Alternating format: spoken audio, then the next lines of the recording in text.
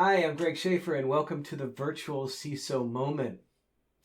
This has become one of my most favorite shirts right now. This is a COVID-19 inspired shirt. Obviously, for social distancing, you have the 6 feet people for social distancing, but you also have a picture of the Chihuahua coming out with the teeth bared and ready to attack. And so I have a Chihuahua that looks almost exactly like this, down to the teeth, in fact. So I've seen those teeth. I felt those teeth before, and believe me when I say that that does give you a incentive to be 6 feet away when you hear that growl and you see the teeth start to come out and all of that. But I realized as I was wearing this that there's a corollary with information security, how we approach information security from a risk management standpoint. When we're talking about 6 feet, that's about social distancing. And we've heard that so much in the media and from friends and colleagues and coworkers and bosses and government and all that. But what it's designed to do is to minimize and actually avoid the risk of becoming infected. The idea being, of course, that if it's spread from when you're speaking, that if you're sufficiently far away, the droplets can't travel 6 feet, and so they'll just drop to the ground.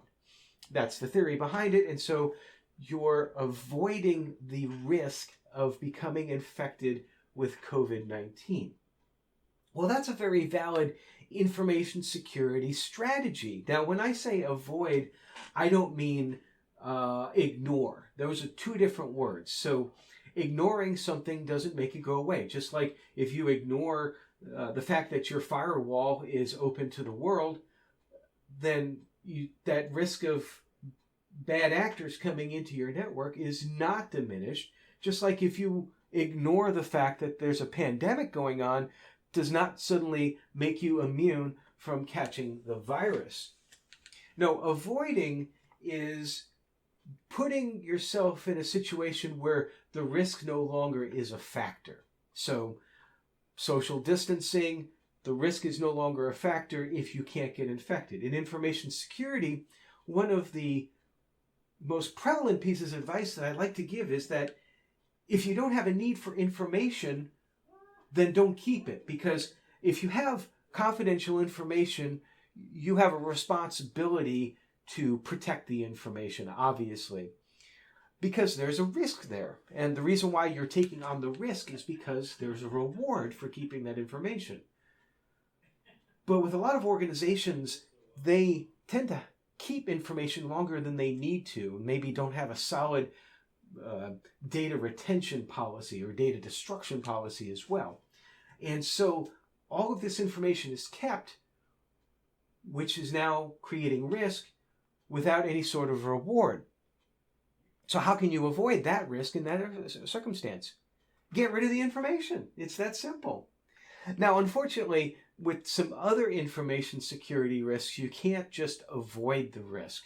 That's a consequence of doing business. And the corollary within our environment today with the pandemic is if we want to continue to go about our lives and be productive and go to school and work and get our haircut and all that, we have to take on a certain amount of risk. We can't stay necessarily 6 feet apart. We can't stay locked in our houses. We have to not just have avoidance as a risk management strategy, but we have to have mitigation as well too. And so other aspects such as making sure that you wash your hands and that you don't touch your face, which I've already violated once in this video, I know, because I had to scratch my eye.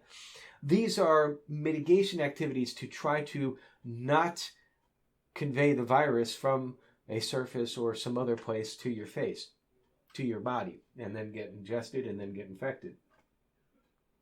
When all is said and done, there are so many parallels between information security and living in a pandemic because they are both all about risk management.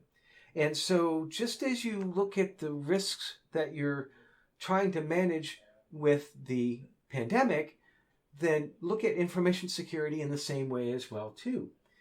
If you can distance yourself from a risk, such as staying 6 feet away from the risk, then that will help reduce the fact of actually incurring the repercussions if that risk is realized. There's many different options, many different ways to control risk, but what it really starts with is understanding the risks that you have in place and getting that risk management mindset. It doesn't mean you have to be a risk management professional. It just means making considerations and making risk-informed decisions on a daily basis. Now, fortunately, someday, most likely soon, this pandemic will be done. That's the good news. The bad news is that we're always going to have information security risks because we all have chosen to keep on taking on that risk in order to live happy, productive lives.